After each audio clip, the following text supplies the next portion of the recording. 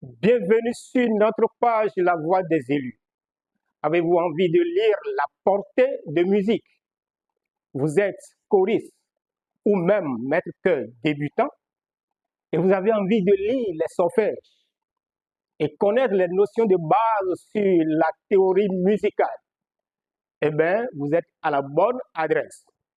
Je suis le coach Georges, un des maîtres chœurs de la chorale La Voix des élus de l'église baptiste de Verdecor, Cotonou, Bénin. Abonnez-vous à notre page YouTube, TikTok et Facebook, dont les liens sont dans les commentaires pour ne rien rater. Suivez-nous donc. Merci à vous de nous suivre toujours. Dans la précédente vidéo, nous avons parlé de la note. Nous avons parlé des 7 notes. Et nous disons que ces 7 notes-là, c'est avec elles que nous écrivons la musique. Nous écrivons la musique où? Nous écrivons la musique sur la portée. Donc, nous allons parler de la portée. La portée, c'est quoi? C'est un ensemble de 5 lignes horizontales, parallèles, équidistantes entre elles, sur lesquelles et entre lesquelles on écrit la musique. Suivez-moi.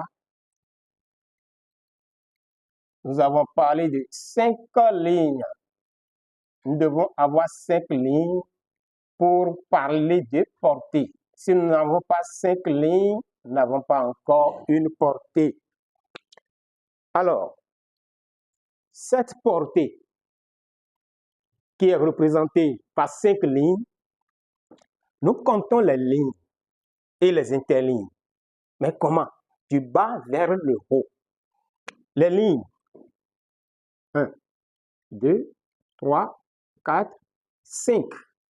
1, 2, 3, 4, 5 lignes du bas vers le haut.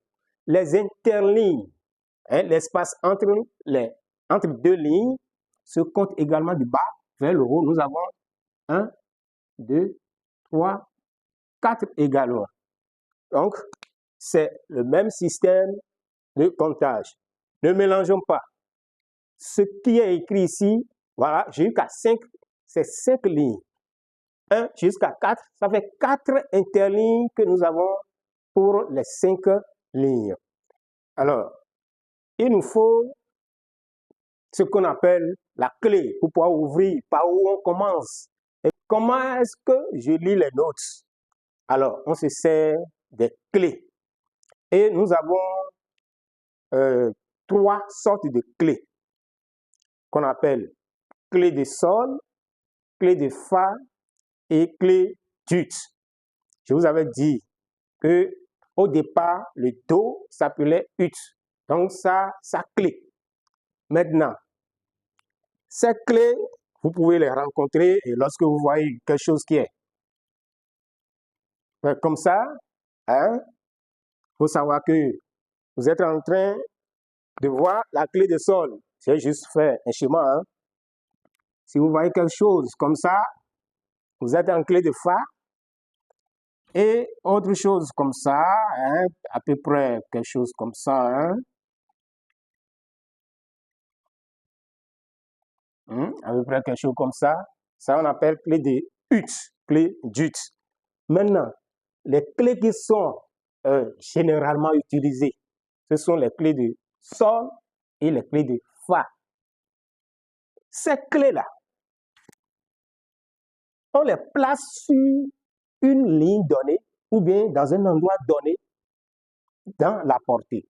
Et lorsque vous voyez la clé, par exemple, je dis clé de sol, lorsque vous voyez clé de sol placée sur une ligne, par exemple, cette clé de sol-là, c'est ça qui donne son nom à la note qui est placée sur la même ligne qu'elle.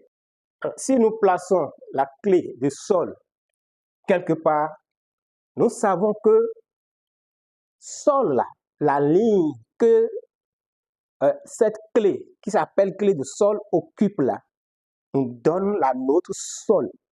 Et à partir de là, nous retrouvons aisément les autres notes. Parce que nous savons dans la chronologie do, ré, mi, fa, sol, la, si. Où se trouve sol? Si je trouve sol, donc je peux trouver ce qui est derrière et ce qui est devant. Alors, nous allons placer, par exemple, la clé de sol et après, nous allons voir comment est-ce qu'on schématise correctement chaque clé. Alors, la clé de sol, comment est-ce que ça se place? La clé de sol, écoutez-moi bien, la clé de sol se place sur la deuxième ligne de la portée. Ah, deuxième ligne de la portée, c'est où? Vous voyez déjà, non? Deuxième ligne de la portée. J'ai dit deuxième ligne et non deuxième interligne. Deuxième ligne. Les lignes se comptent du bas vers le haut. Et c'est ça qui est encore là, devant nous.